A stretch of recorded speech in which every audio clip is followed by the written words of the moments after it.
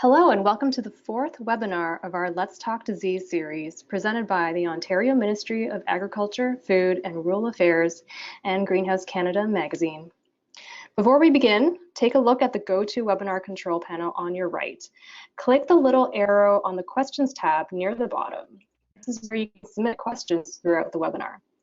A recording of this webinar will also be available on our website at greenhousecanada.com and sent out after 24 hours to anyone who's registered. Now, our webinar today will be moderated by Dr. Sarah Jandricic, who is the Greenhouse Floriculture IPM specialist in Ontario, responsible for both IPM of insects and plant diseases. Welcome, Sarah. Today, we've got Dr. Jean Williams-Woodward. Jean is an associate professor and extension plant pathologist at the University of Georgia. She specializes in diseases of ornamental plants in commercial greenhouses, nursery, and landscapes. She also works with the University of Georgia Plant Disease Clinic in Athens, and she develops recommendations for disease management in the ornamental and forestry sector. So obviously she's pulling from a lot of experience, giving you the talk here today. So today actually I'm going to be talking about ways to outsmart powdery mildew. And so I'm going to be talking about going through the presentation, basically talking about signs, symptoms, biology, ways the environment may actually affect powdery mildew, and then also, most importantly, talk about management. When you are looking at powdery mildew, there are certain things like the powdery mildew, the signs of the pathogen, and people often think that what you're seeing is really a symptom, but really when you're seeing this kind of white powdery growth, that this white powdery growth is actually is really the hyphae and the spores of the fungus. And so in these pictures here of the rose and the hydrangea, you can just see this white growth that looks that's kind of scattered across these leaves. The individual spots tend to have a very diffuse or kind of feathery margin to them, because as the fungus is growing out, it's growing out sort of in a radial pattern. So it can look very spiderwebby across that surface. When you're seeing that, that's actually the fungus. That's the hyphae and the spores. So the hyphae is the fungal kind of thread-like material that makes up a body of a fungus. What you're not seeing, though, is actually all the parts of this fungus and through its biology that's actually inside the leaf itself. I just have a picture up here in the upper right-hand side. They're just some of the spores. They're the spores and one of the conidiophores here with the spore attached. And I hope you can see, if I move the mouse, you can actually see that. One of the things too, when we start looking at the powdery mildew, when we are talking about symptoms, symptoms are actually the kind of physical kind of evidence of a problem with the plant, and is often manifested in other diseases like wilting, yellowing leaves, leaf spots, or dieback. With powdery mildew, what we can see on symptoms are things like distorted leaves, distorted stems, as well as also distorted flowering. We can even see decreased flowering. And the decrease in flowering we see a lot. This is with talking about greenhouse crops for this webinar, but actually where I am in Georgia, we have a lot of crepe myrtles, and crepe myrtles will actually reduce their flowering because of powdery mildew infection on those flowers. You can also see sometimes yellowing or purplish spotting and discoloration associated with powdery mildew. And these are just some pictures here of a rose on the lower left-hand side that has the powdery mildew affecting it. You can see it's obviously the mildew, the white fungal growth is growing across that leaf or those petals, as well as affecting the sepals and even down into the stems. But these other two pictures in the center, this is a powdery mildew on poinsettia. And what you're seeing is the yellowing spots that are here. So they're light yellow spots. We're not seeing any kind of mildew or kind of the fungal hyphae or spores on the surface of the leaf, but it's actually kind of identifying that the mildew is inside the leaf, growing in the leaf and interrupting some of the cell function there, and you're getting that yellowing spot. And on the right-hand side, it's actually powdery mildew on a pansy. And on this leaf here, you're getting a lot of purpling and spotting. Powdery mildew can also cause some very unusual symptoms, or things that people may not think is actually powdery mildew. And a lot of this kind of what I'm calling these unusual symptoms, they tend to affect kind of very fleshy leaved plants, things like calendulae, I can't say that word actually, and then sedum as well as chrysala. This is a picture here of you can see this corky kind of almost raised spots that in effect almost look like edema that you would see with like a geranium. And you can see even just sort of scarring associated with some of these other leaves in the lower left-hand side of that picture. In the lower right-hand side, this is a sedum, and you're seeing the same kind of diffuse spots with a little bit of white hyphae that's there, but it looks very kind of corky and almost scar-like. And the same thing for this chrysala up here in the upper right-hand side, where you're seeing some of the mildew symptoms, but you're also seeing these darker lesions developing. And it's just really where the fungus has actually kind of scarred the surface, the epidermis of the leaf. The powdery mildew fungus actually enters into the plant, and I've got a life cycle here in a little bit that we'll talk about it, but the fungus enters into the plant and produces a haustorium that is a structure that's inside that plant cell that helps to extract nutrients from inside that cell. Because it's extracting nutrients from the cell, you actually do get infection that the process or the infection progresses and looks like kind of purplish spots or even those yellowish spots because it's really interfering with the plant's nutrition. And in some cases, like particularly this lower right-hand side or left-hand side is the fuchsia, that some plants may only show a lot of purpling discoloration and almost no to very little sporulation. And this fuchsia, as an example, was a sample that I received in our plant disease clinic where it had these purplish spots all over the and someone's not muted, I don't think, but the lower left-hand side, like I said, was the fuchsia, that you have these purplish spots that were developing, and it was covering the entire plant, and there was no physical evidence of fungal infection on the outside. We did testing for viruses and for bacteria as well, but after incubating it in a very moist, humid chamber, for over a week, I started seeing powdery mildew, hyphae, and some of the conidia. But up until that time, I really didn't. And this is the leaf actually after the whole plant was being incubated. And if you look on the very bottom, you can start to see almost like a little grayish cast. And that was some of the hyphae that was growing across the surface. Just to give an example of just this dogwood, because it showed a lot also of that purpling that is associated with powdery mildew, and particularly older powdery mildew infection. One of the things about powdery mildew, and I'll get to it as well, is that it's an obligate pathogen. So even though the previous picture was showing some of those purpling spots, that's different from like a regular fungal kind of leaf spot or even a bacterial leaf spot, where those pathogens may be actually killing the tissue, and then they're producing spores off of that dead tissue. And that's one of the reasons why you're getting those leaf spots. In the case of powdery mildew, it actually doesn't kill the tissue because it's really surviving off of that tissue. And when I mentioned that the spores would actually produce a haustorium, in this upper right-hand side, if we started there, you have conidia that would be coming off of a variety of different whether it's weed hosts or whether it's already infected plants or secondary inoculum going through from there. But you have conidia, the spores that would land on the surface. The spores then would germinate. They would penetrate into the leaf cells. In some cases, they can actually penetrate, a certain species will penetrate in through some stomates, but they can actually penetrate in through that leaf cell, through the epidermis, and then they'll produce this haustorium. That haustorium, you kind of think of it as like a little potato inside that little leaf cell, but in there, that's where the fungus is actually absorbing the nutrients. From there, then it would actually start reproducing and causing more additional hyphae on the surface of the plant tissue, and then from off that hyphae, you would get more conidia, or those asexual spores being produced, and that's what's here in the upper right-hand side. Those spores then are spread by either air movements or by water splashing onto other susceptible tissue. And then the tissue, usually in a greenhouse, we have that sort of asexual kind of reproduction of just the pumping out of all of these conidia.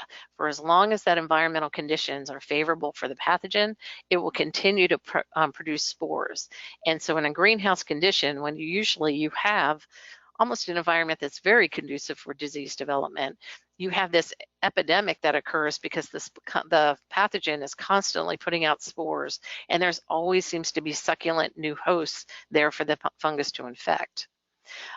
If there isn't, the pathogen will go into sort of a survival mode where it will start producing, some of the conidia, or the conidia will start producing some of the sexual stages. And certain powdery mildew fungi will produce this more readily than others, but in this case, you may get something that's labeled here as a Cleistothecium because it's an older life cycle, but really now they're called Chasmothecia. But inside those Chasmothecia, you would have them being produced as sexual spores. And in some fungi, that is how they would survive sort of adverse conditions. And then when conditions are favorable again, you might have ascospores, which is in this far left-hand side, that would then be liberated from the Chasmothecia, and that would then infect cause the initial infection on plants. But often within greenhouses, because we have such a conducive environment, we also have a kind of a constant turnover of crops. We tend to just have this asexual stage, which is the very top part of this disease cycle. So we do talk about powdery mildew biology. You have to remember that it is a biotrophic obligate pathogen. That means that it's going to live on or in living tissues. You're not going to see a lot of death with powdery mildew, but you will see some distortion and actually, like I said, reduced flowering. The tissue does survive within, or the fungus survives within those tissues. Where it survives sort of between crops is oftentimes on weeds that may be in the greenhouse. So obviously one of the first things to do for managing that powdery mildew is to get rid of some of these alternative hosts. So that we would get rid of a lot of the weeds that may harbor that pathogen. The other place it would survive would be on infected crops, whether these are crops that are being held over or that they may be, in some cases, and hopefully you don't have this in your greenhouses, but sometimes I call them pet plants. We have plants that are there that really should probably go, but people are just holding on to them for some reason. The pathogen is spread, the spores are spread by air currents and water splashing, and really the conditions that favor it are really high humidity and crowding within the greenhouses. If you have those environments with a lot of humidity and crowding, which produces low light and shaded areas, then powdery mildew infection is going to be much worse and your epidemic is going to be worse. The powdery mildew, although we see the same type of symptoms and signs on many different plants, there are actually very different powdery mildew species. And those powdery mildew species will vary in their ability to actually germinate and infect on different hosts, as well as also under different temperature and humidity regimes. The one universal thing about powdery mildew is that the spores rarely germinate in free water. It's one of the things that I'm in Georgia, and we have very humid, wet conditions pretty much year round. And so I often joke with some of my growers here in that in the past, you could actually syringe plants to keep them very wet, and that was one of the ways to reduce powdery mildew infection. However, if we had do that here, like in Georgia, and probably in most other places, if you're syringing plants, keeping them wet all the time, you would increase every other plant disease out there. So your botrytis would go up, your fungal leaf spots, your bacterial leaf spots. So it's really not a control practice that we actually recommend. But if your leaves are wet all the time, you don't get a lot of powdery mildew infection. But again, that's not something I'd recommend because you would end up with every other plant disease problem. The other thing that reduces some powdery mildew infection are very extended dry periods. So plants, although free water on the leaves will inhibit germination, high humidity around that leaf and even just a little bit of moisture, the pathogen does need that to actually germinate. So if you have extended dry periods, then you often don't get germination as well. There are many different plants that are affected by powdery mildew within greenhouses, and this is just a list of a few of them, of like Gerbera daisy, the begonia, petunia, poinsettia, rose, hydrangea, phlox, monarda, verbena, and zinnia, and many, many, many more. These are just some of the examples of some powdery mildew infection on different plants, from being the Gerbera daisy, where you're actually seeing it on some of the flowers, and that can really affect for cut flower production. On phlox, you can see this white powdery growth, and on certain phlox varieties, instead of seeing the white powdery growth, you may actually see just purple spotting, very similar to the fuchsia picture that I had shown you. The powdery mildew on the poinsettia is also a major problem that we can see at different times. And then this is a powdery mildew on a petunia, where you're also seeing a lot of purpling and even yellowing of the leaves. So I want to talk a little bit about the powdery mildew fungi. And powdery mildew fungi, there are numerous fungal species that all cause powdery mildew. Many of these fungal species are very host specific. There are a few of them that are I don't want to term generalists. They're going to affect a larger number of host plants, but then there are others that just affect just one or two. And if that's the case where you've got it on one or two, you can kind of focus your management on those particular crops that you're growing. But if you've got one that actually has many different hosts, then that's where you're going to have to go in and probably treat the entire greenhouse to try to reduce and protect reduce powdery mildew and protect the plants from that. The powdery mildew, the fungi, they produce conidia, which are the asexual spores. They can produce them either in singularly or in chains. Then I mentioned some of them will produce ascospores, which are asexual spores within the chasmothecia. It is generally that conidia that does initiate infections as well as the secondary spread. And you can see on this picture here of it's a Gerbera daisy, where the white powdery growth just looks really almost fluffy. And that fluffiness is all of the conidiophores and the conidia are those spores that are produced in chains. And so the picture on the right-hand side is actually showing these stalk-like conidiophores, and then the conidia, which are single-celled hyaline spores, that they're being produced in chains off of that. And so when it's real fluffy like that, that's when you know you have a lot of spores. There are many different species, like I mentioned, of some of the powdery mildew. Here's just a table of a few of them. The one is the Govulomyces chicoracearum. This one was formerly known as Eryciphe chicoracearum. This one probably has the largest host range of any of the powdery mildew species. Some of the more common ones that it does infect are things like begonia, and it's usually, you do see powdery mildew developing on some of the kind of seed begonias, the smaller bedding plant begonias. I tend to see it mostly on some of our like angel wing or begonias here in Georgia. But begonias, the campanulas, coreopsis, cyclamen, Gerbera, hydrangea, monarda, nicotiana, phlox, verbena, and zinnia. And that's just a few of the plants that are actually susceptible to that pathogen. Another one that tends to have quite a few more different host plants is Eryciphe polygonii. This one also can affect begonia, cyclamen, hydrangea, and also primula. Many of our other species of powdery mildew, I'm not a fan of all the taxonomic changes that have happened. It's hard for even me to keep up with everything that has happened with changes in taxonomy. In the past, anything that had produced a lot of the asexual spores in chains coming off that you would see off the tissue would usually be called oidium. And so you may see that if you're actually searching for things on the internet or reading some of the references in older books. Oidium is just a general asexual name for these fungi. But we're now no longer really using that unless we cannot put the fungi into their actual respective genera. But there is one, the pseudo-oidium, which is on poinsettia.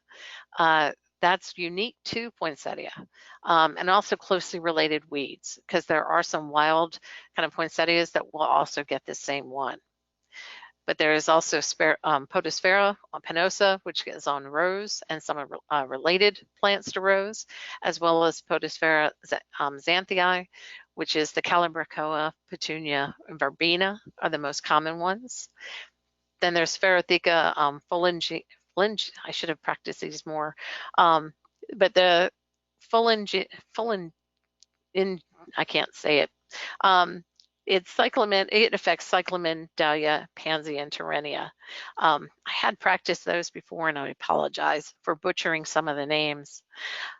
But the big thing to remember is that not every powdery mildew that you see is going to infect every single host that's out there. So for some, it can be very host specific, but then other ones can actually spread to a wide variety of different hosts. Powdery mildew, also, there are certain environmental conditions that really favor powdery mildew infection. For outdoor epidemics, when you have things that are grown adjacent to greenhouses, or what we tend to see is that when we have outdoor epidemics, the environment of the spring and in the fall within temperate North America are the times when it's most conducive for powdery mildew. And these times actually coincide with sort of warm days, daytime temperatures, and then cooler nighttime temperatures. In greenhouses, we can actually have environmental conditions that are favorable almost year round. And those conditions are when will produce or will cause the fungus to produce a lot of spores. These infections, like I mentioned, they do peak under kind of warm day, cool nighttime conditions. Conditions of relative humidity that's greater than 95% and with an optimal temperature of near 20 degrees C tends to favor infection. Now, all these different powdery mildew genera, some of them will actually are favored by temperatures that might be a little bit cooler. Some are actually favored by temperatures that are a little bit warmer. So there is a range, but in general, if you have temperatures that are below 10 C or above 28 C, then you tend to reduce your powdery mildew chances. They're just not optimal conditions for the fungus to actually produce spores and to have those spores germinate and infect. Mention that the relative humidity of greater than 95% is actually favorable for powdery mildew development.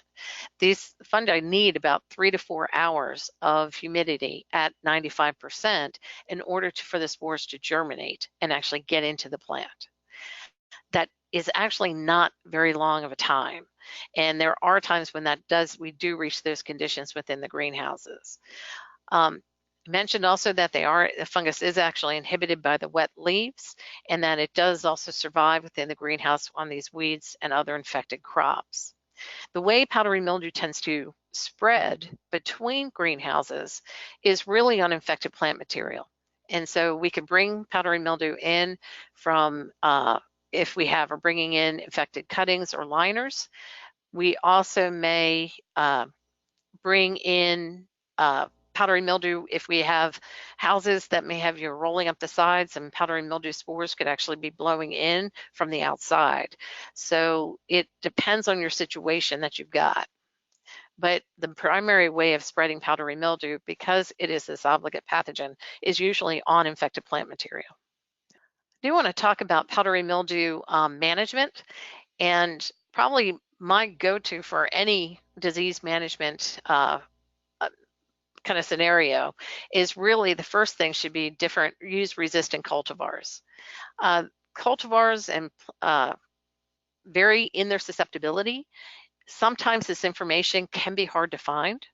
There are some references that I have seen of some of the tables on limited crops, some on like pansies or verbena, that will say different plants are much more, or different cultivars are much more susceptible to infection than others. But if you can find something that is powdery mildew resistant, that's the best approach to use for any disease problem. If you can find something that is resistant, use that. I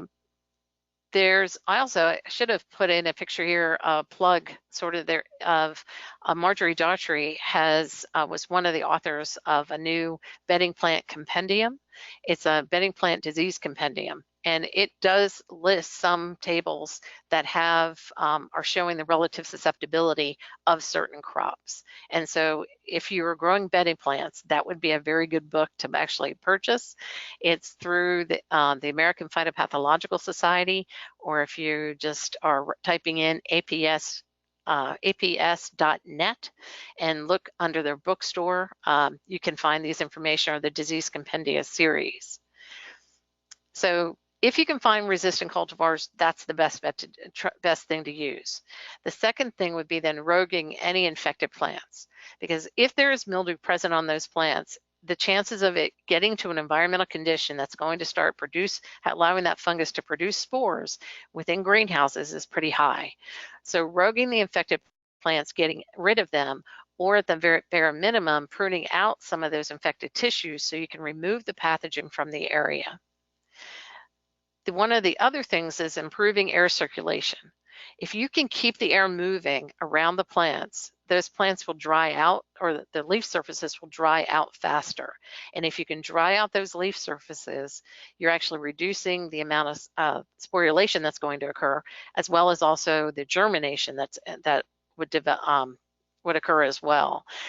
And really, it's the air movement that's drying off the leaf surface, but it's also reducing humidity levels right in and around the leaves. Okay. The next thing would be lowering humidity. And pathogens are favored by relative humidity of above 95%. If you can reduce your humidity levels, and often within greenhouses, this is using the practice of heating and venting the greenhouse. So if you have that ability, it's heating the air usually later in the day so that the warm, moist air is going to hold more moisture, and then you can vent it to the outside and bring in cooler air.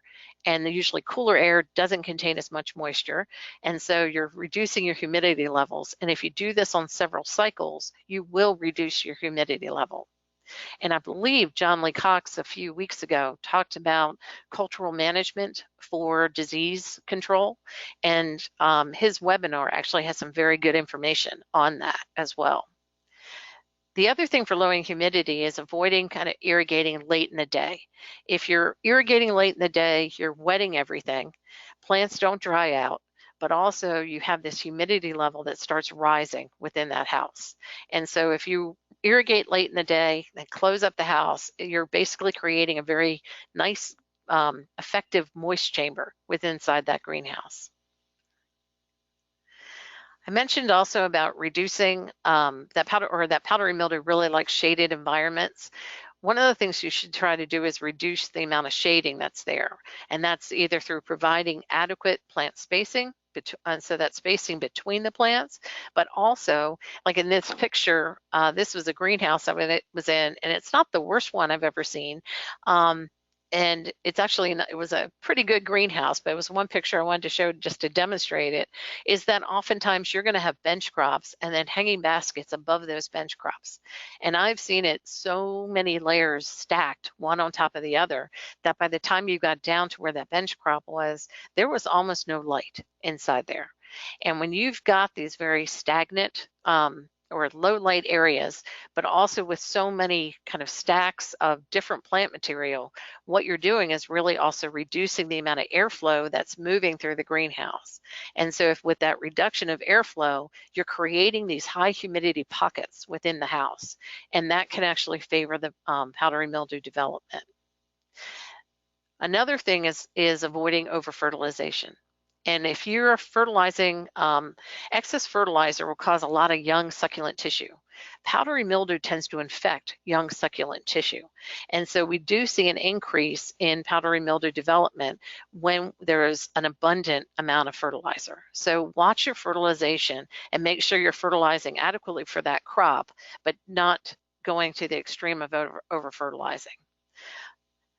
Then the last thing that really you start thinking about after you've done resistant varieties, cultural controls, kind of some of these mechanical controls of removing infected plants, is that's when you start thinking of chemical control. And there are some very effective products that are available for powdery mildew control. Most of these products should actually be applied preventatively. I was looking at a list of some of the different fungicides that you have in Canada. In the United States, we actually have a lot more that's available to us. And of the ones that you have, none of your products are really curative products.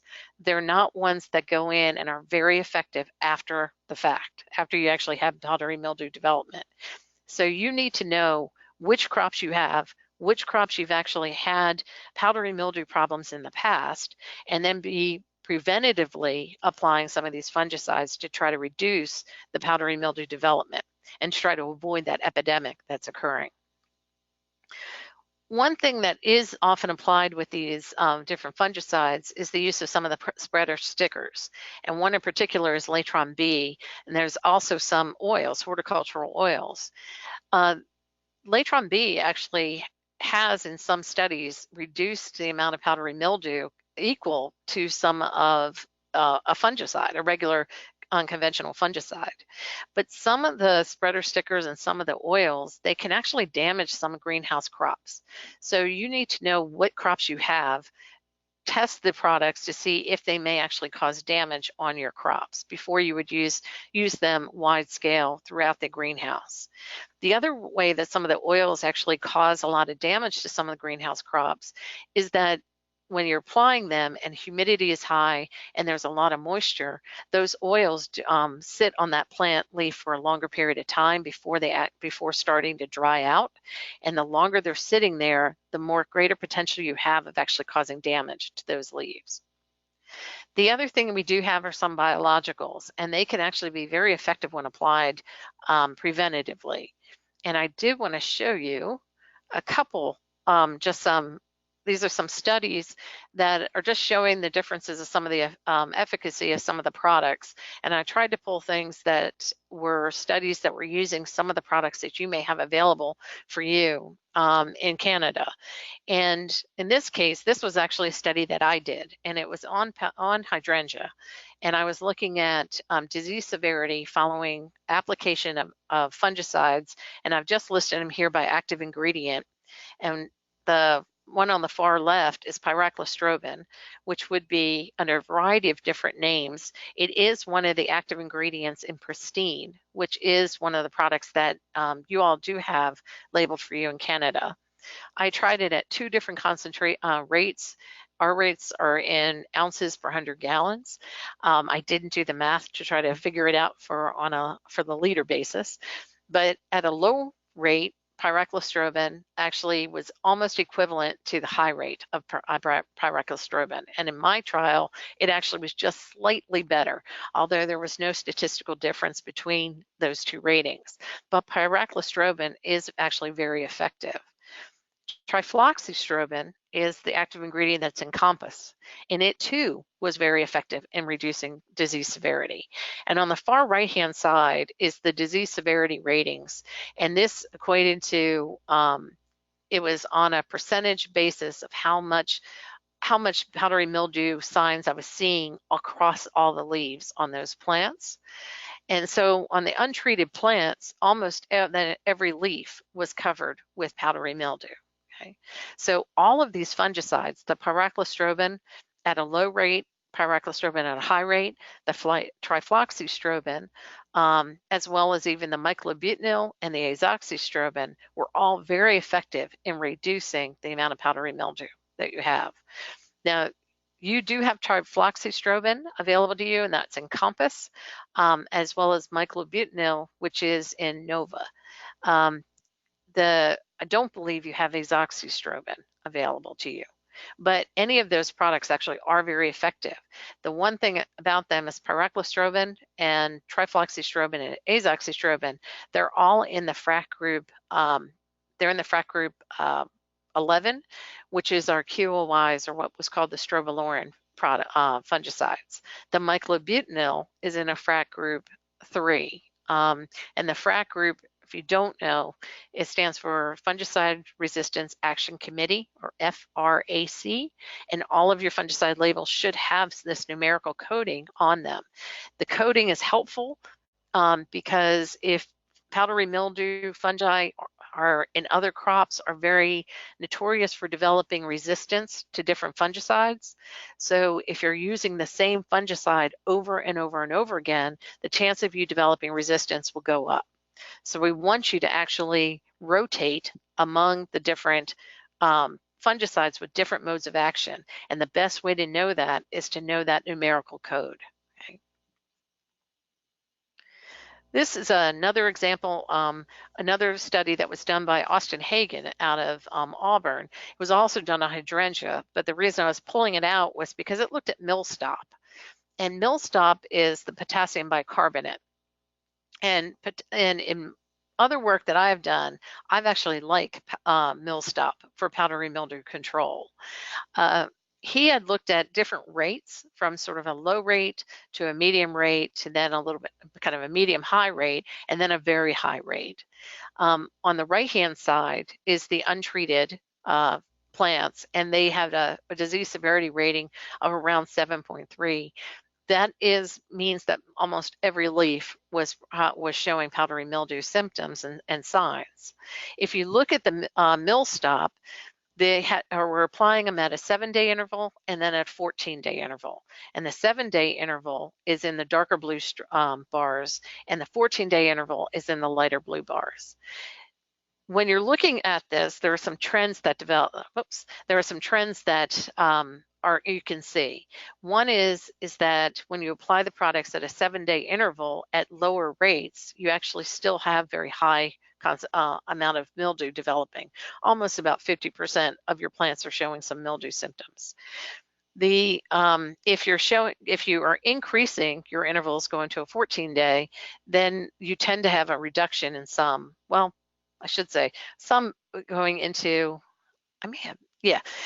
14-day is not actually as effective as the 7-day interval. So the more often you're applying millstop, the better control you're going to get. When you try to do it at a 14-day interval, you do not get very good control. If you do a 14-day interval at very low rates, you get very poor control. But if you do a large 14-day interval at the higher rates, you actually can get some benefit from that. But I would recommend using it at a lower rate, or at a 7-day interval at some of these medium to high kind of rates. But millstop is very effective on certain trials that other results I've seen. Some of the results have been somewhat variable, but it can be very effective and give you a alternative to some of the chemical fungicides. Okay. Last one I wanted to talk about was this is powdery mildew on Gerbera daisy. This was done by Mary Hosbach at Michigan State University, and she looked at some of the same fungicides and products that you would also have available to you, and one of them being trifloxystrobin, the myclobutanil. Included the boscalid here because it's one of the parts components that's in pristine, azoxystrobin, as well as then pyraclostrobin. And this is kind of reading from left to right. Pyraclostrobin is also one of the active ingredients in pristine. Then also they looked at trichoderma. This is a plant shield product, so a biological product.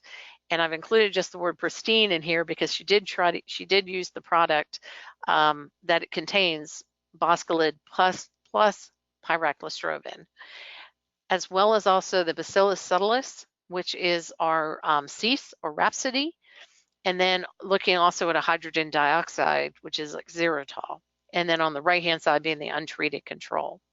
Where you're not seeing any bars showing up on these means that they had 0% foliar infection at the end of the trial. So there may have been some a little bit of discoloration associated with it, but they're really not seeing much infection on this trial.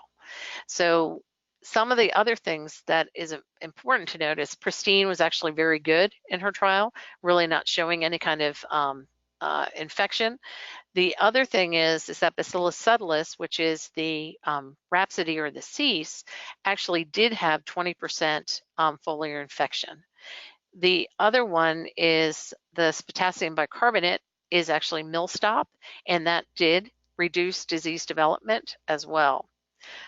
There is xylitol, the hydrogen dioxide, included here, and this is a product that is hydrogen peroxide has been labeled here in the United States for different disease management practices, but I have not seen good control with that product at all.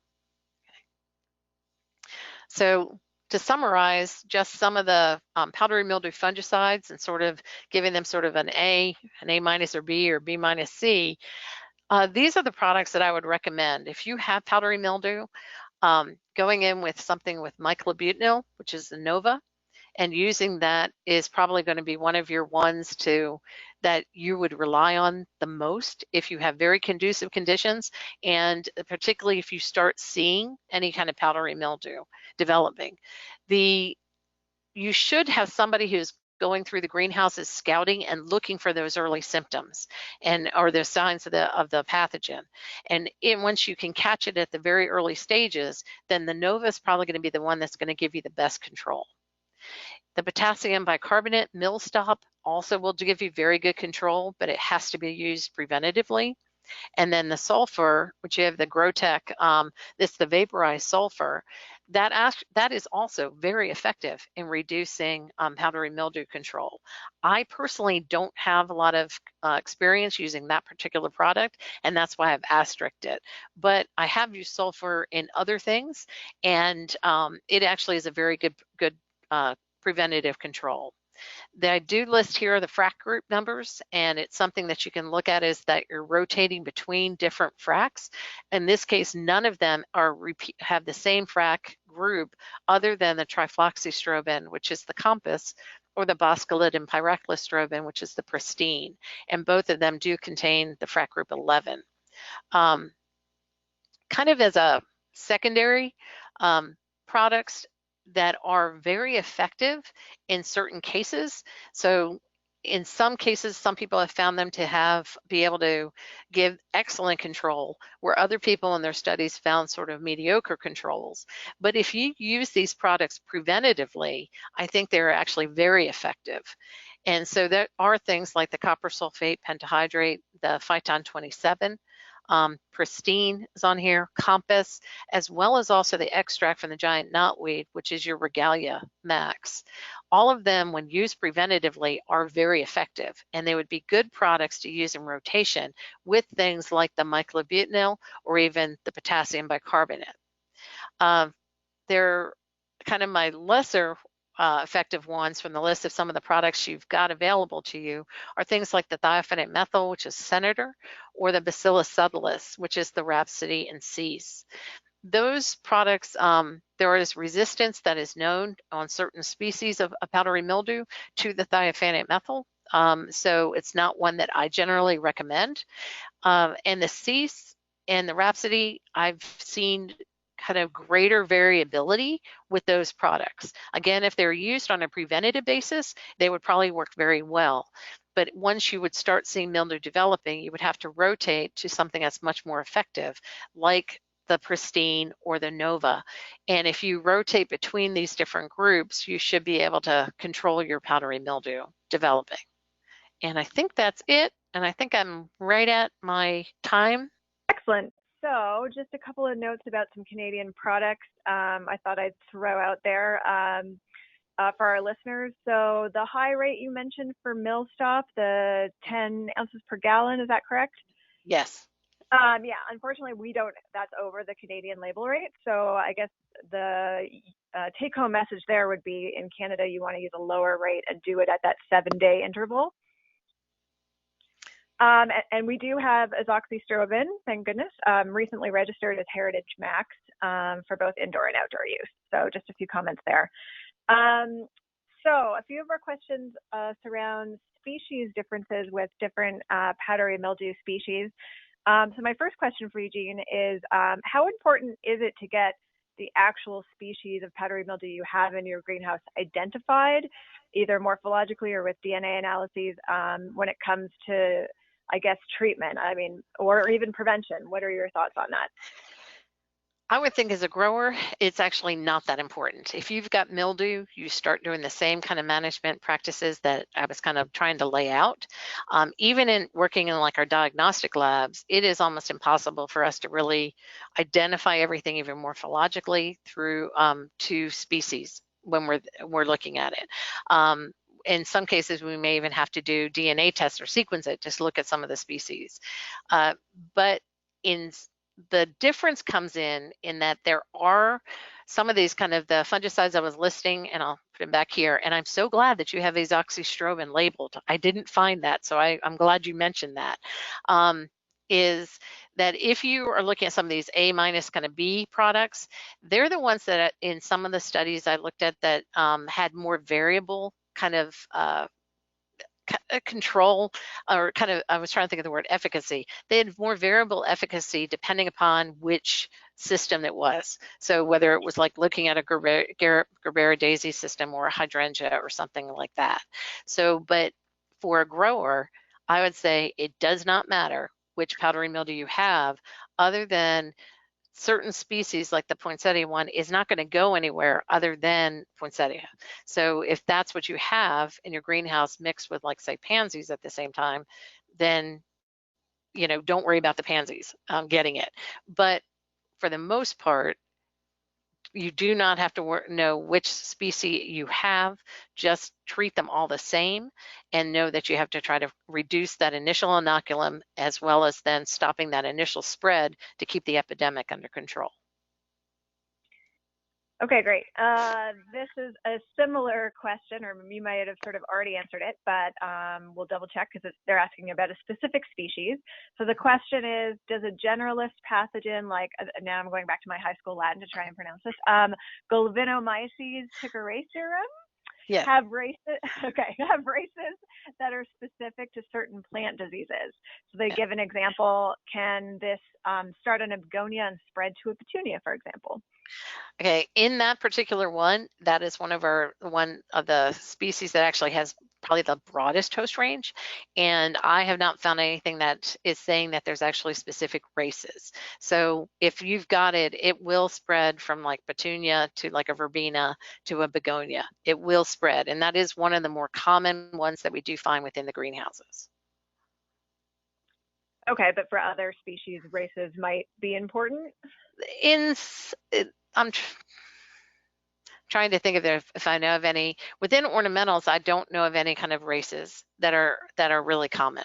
It's much more related back to different individual species affecting different hosts, but not really races within that species. Okay, great. A question that goes back to one of the first things you mentioned when you were talking about powdery mildew life cycle. You mentioned that free water is necessary for germination, inhibition. And they were wondering what the mechanism was. Is it caused by asphyxiation when there's no free water? You know what? That's a good question, and I'm not totally sure, but I think it is. I think it just basically drowns it. It just cannot grow, cannot germinate within when you have the free moisture. And it even for keeping it very wet, I think I saw in one study one time, it may have been that you reduce germination when you flooded like leaf surfaces for like 10 to 30 minutes, you actually reduce germination. So it's got to be something that you're just not getting enough oxygen, and this probably is something associated with drowning, but I don't know for sure. Okay. I'm really glad you brought up the nitrogen levels as a cultural control you can use for powdery mildew prevention. We're also looking at projects here at OMAFRA of over fertilizing on increased insect pest rates and things like that. So I think it's an important thing. So someone's already asking, also asking for you if you can elaborate on high nitrates and how does that affect cell walls and ease mildew infections beyond just the new growth part, if you have any information on that. I don't have a whole lot of information I could give you right off the top of my head because it goes back to plant physiology, and I'd have to pull it from a long time ago. But so I don't really know of what it's actually doing. I know that a lot of it has to do with just a lot of young succulent growth that tends to be like in the buds that gets a lot of infection, and then that can actually cause a lot more sporulation, or because the fungus will sporulate more on it, and then that can be used as a means basically of spreading the pathogen to adjacent plants. But I don't know the actual mechanism within. I don't want to say something that I are probably wrong about. Yeah, so someone's asking you to pull really far from your university days. So other questions revolve around mode of action and phytotoxicity of some of our preventative chemicals. What exactly is the mode of action of potassium carbonate or millstop? On the millstop, there's two things. One is that the belief is that it's actually changing the pH on the surface of the leaf, and that changing of the pH is affecting the germination.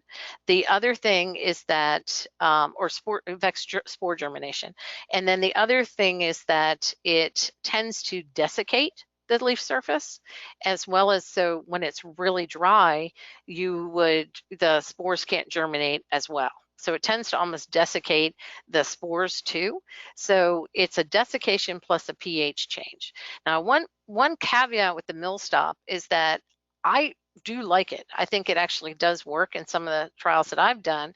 But if your plants are very water stressed, and so you have drought stressed plants, or you're irrigating your plants where you're irrigating them real heavily and then letting them dry out and then irrigating heavily again, going kind of those extremes, then potassium, or the millstop, the potassium bicarbonate, can actually cause some phytotoxicity, and you can get a burning on some plants on those leaves.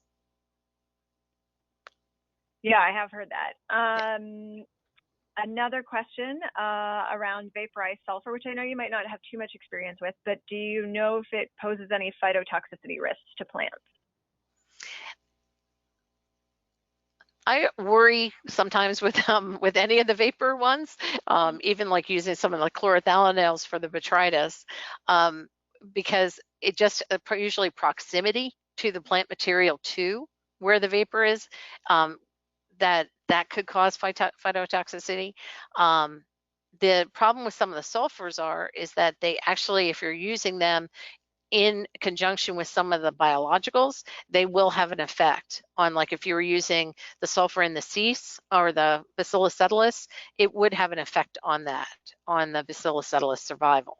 So you'd be reducing the efficacy of that product because you're using the sulfur. But I don't know. One of our problems with a lot of the ornamental crops in greenhouses is we have such diversity of plant material and different cultivars. So it's hard to say whether, there could be one cultivar out there that is super sensitive and we just won't know it until we try it. So I don't really have a good answer because I can't tell you which ones are more sensitive. You might know, but I'm not sure. Yeah, that goes along with the effect of sulfur on microbial fungicides. That mirrors a question another person was asking regarding whether sulfur affects like arthropod natural enemies as well. And my experience is it can. You have to be very careful about your amount of burning per week and the amount of burning per day when you're using natural enemies. I think this is just off the top of my head, so don't quote me on this, but I think it's 12 hours a week total if you don't want to exceed that, and you don't want to exceed 3 hours a day to not affect your natural enemies. But that's something, yeah, depending on what your bioprogram is, you're going to have to play around with. Right. Another question, yeah, I don't know the answer to this either, is powdery mildew systemic at all, or is it just about splashing spores and germinating on the surface? Oh, good question. Actually, powdery mildew, it's systemic in that it gets into the leaf tissue, but it's not systemic in that it's translocating and moving through the plant. It's one of the, I guess, a difference, one of the differences between like powdery mildew and a downy mildew. And downy mildews can actually grow even within the xylem of the tissue. And so you do get systemic infections with downy mildews, which are related to, it's a water mold related to like Pythium and Phytophthora. But powdery mildews will grow within the leaf. It's just, but it's not something that's going to be like translocated from the leaf up through the stem. You generally get more infections on the stem, and where you get powdery mildew kind of growth and development on the stem, but it's almost like new infections are happening at those points rather than the fungus traveling through the plant tissue to get to there. Right. Hopefully that makes sense. No, that's perfect. We've got a lot more questions, but we won't have time to get to them. So what we're going to do is we're going to email those questions to Jean and probably post them along with the webinar recording. And so now I'm just going to hand it over to Greta to close it out.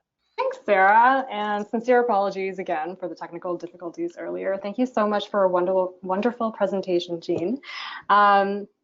So a recording of this webinar will be sent out to everybody who registered for the webinar and will be made available on our website. For more ornamental best practices, please visit onfloriculture.wordpress.com. That's run by Dr. Sarah Jandricic and her colleagues at OMAFRA. And any remaining questions we'll send out to Jean, and we'll have those answers available online. Our next webinar, don't miss it, it'll be on diseases in cut flowers. It won't be next week, it'll be in 2 weeks. And make sure you keep an eye out for that one. So we'll see everybody next time. Thank you for coming.